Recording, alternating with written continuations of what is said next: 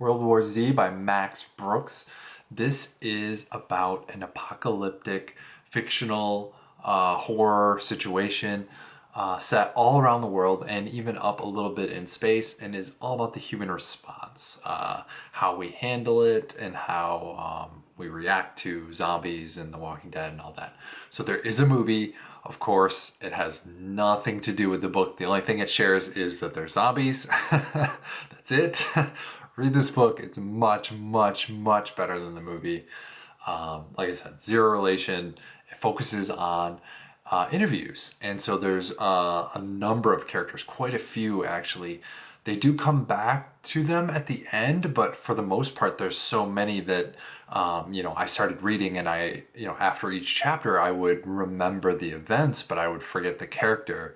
And then towards the end, when they had the final like check in with them, I had already, I wasn't focusing on them and had forgotten about them. So that made it a little tricky later on. But for the most part, the stories are numerous, and they check in with different people in different locations all around the world, even in Antarctica and on the International Space Station. So, written in 2006, this was like shockingly on point. We went through a pandemic. The human reaction to, just everything was just so sharp and biting. It was, I hate to describe it this way. I feel like it's cliche, but chilling. It was just so razor sharp and on point. So to me, I was able to read this at night before bed. The zombies weren't the scary part. It was like the human emotion and the toll and the costs and all the different stories. That was the moving part for me, at least. So top three stories. The downed fighter pilot, she was like my top. I want to, yeah, she was my favorite story. Followed very, very closely by the celebrity bodyguard and the submarine captain. The submarine captain, like the tale of his son also being a submarine captain, right? Like they're both underwater. What's going to happen? The celebrity bodyguard. This book was written in 2006. I mean, come on.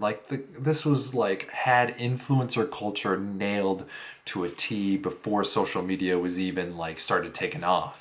Facebook was 2006, 2007. So this is like very, very even before early days.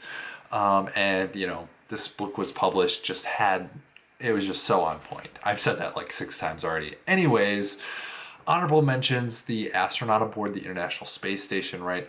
Their job is not only to survive, but also to then be beneficial to humanity who survives the plague. So that was pretty cool.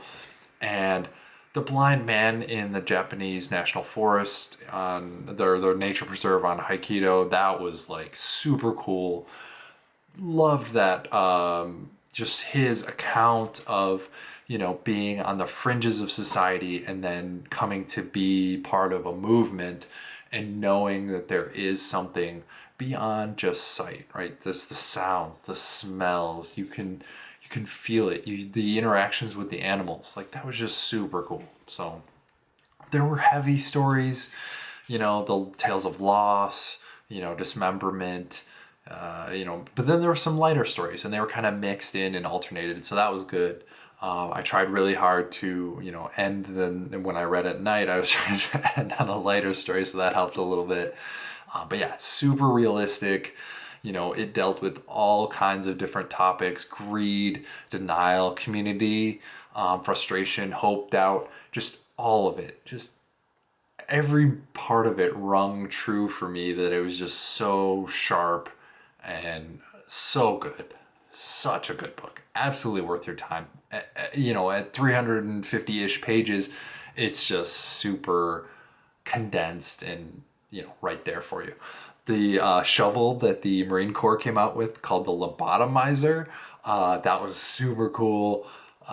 Basically a double-bladed axe that also functions as a shovel. Just, you're not wasting ammunition, taking out zombies, and it's functional. So really liked the resource to kill ratio department, right? The government isn't supposed to be, this all-knowing, all-seeing thing, but they ended up coming up with, you know, items and ways to, provide resources that helped take out the zombies. So that hence the resource for kill ratio, right? Like, is a bullet more effective than, a shovel?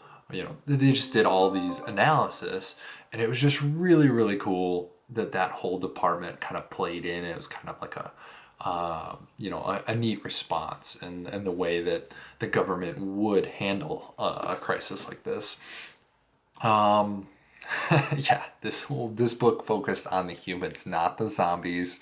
Uh, Things I didn't like. It was literally almost too realistic. I felt like this was like a documentary almost, and so I think that's kind of how the movie plays out. But whew, yeah, 2006. Wow. The goodbyes were really difficult. I mentioned already at the end that, I kind of forgotten each character after their chapter ended. I thought, oh wow, they're done. They're not going back and alternating like like a Tom Clancy where they alternate between two or three points of view. There was just so many that I was overwhelmed, and then I've forgotten them by the end of the book. So that's something to look out for. But yeah, great book, great read. It went by way too fast, and I will definitely be revisiting this one. I think there's a couple, I think there's a prequel and stuff, so I might check that out. But yes, um, it wasn't it wasn't super scary. It is a horror book, but yeah, definitely enjoyable. And I was still able to read before bed. So give it a look, give it a read, and remember to buy your books used or digital.